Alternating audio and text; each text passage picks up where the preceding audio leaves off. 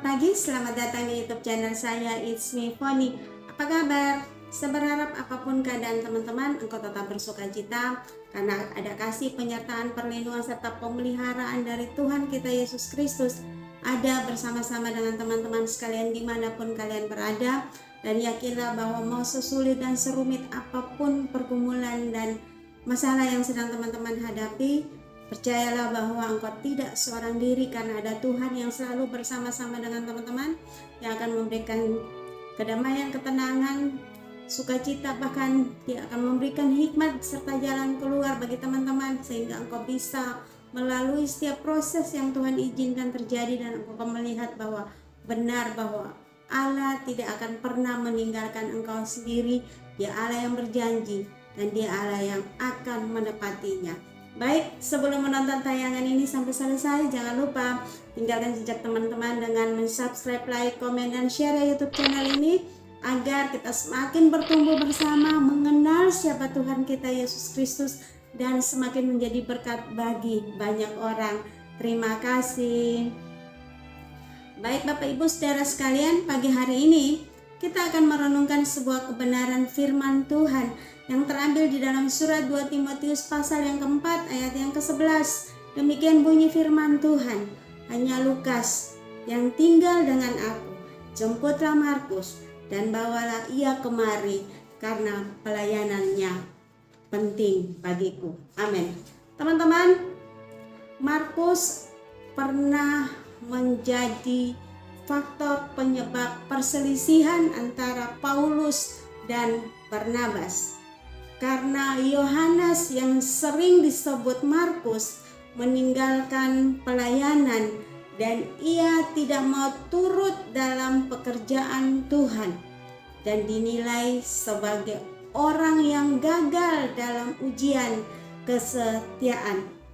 Tetapi Paulus dengan tegas berkata bahwa tidak baik membawa serta orang yang telah meninggalkan mereka di Pamfilia dan tidak mau turut bekerja bersama-sama dengan mereka. Hal itu menimbulkan perselisihan yang tajam sehingga mereka berpisah dan Barnabas membawa Markus juga sertanya berlayar ke Siprus. Kisah Para Rasul 15 ayat 38 sampai dengan 39. Teman-teman, Alkitab telah mencatat bahwa kepercayaan yang diberikan kepada Barnabas kepada Markus tidaklah sia-sia. Ternyata Yohanes Markus ini mampu bangkit dari kegagalan dan hidupnya diubahkan dari orang yang tidak bertanggung jawab, dari orang yang tidak lulus ujian tentang kesetiaan. Ia diubahkan oleh Tuhan menjadi seorang yang dipakai oleh Tuhan. Pada akhirnya ia menulis Injil Markus. Kemudian ia melakukan misi ke Alexandria. Dan setelah itu ia berdamai dengan Rasul Paulus. Teman-teman, Bapak Ibu Saudara sekalian yang dikasihi oleh Tuhan, sebuah kesempatan dapat menolong hidup seseorang. Mari saya Bapak Ibu Saudara sekalian perhatikan, ternyata banyak orang yang hidupnya berubah atau banyak orang yang hidupnya diubahkan karena ia memperoleh kesempatan kedua dan dipakai oleh Allah dengan luar biasa. Justru mereka adalah orang-orang yang telah mengalami anugerah berupa kesempatan kedua untuk belajar dari kesalahan-kesalahan mereka. Oleh karena itu, ingatlah bahwa saat ada saudaramu yang gagal, pada saat ada keluargamu, saudaramu, temanmu yang jatuh dan gagal, berhentilah mencemooh dan mengguncingkan dia atau memperlakukan dia seakan-akan hidupnya sudah tamat, seakan-akan hidupnya telah selesai. Kegagalan di dalam hidup seseorang tidak lantas membuatnya menjadi orang yang gagal.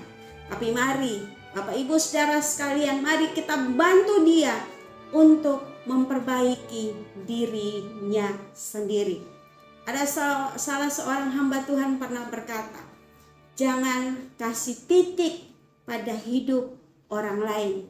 Ketika engkau melihat hidupnya rusak berantakan, jangan kau berkata hidupmu sudah selesai.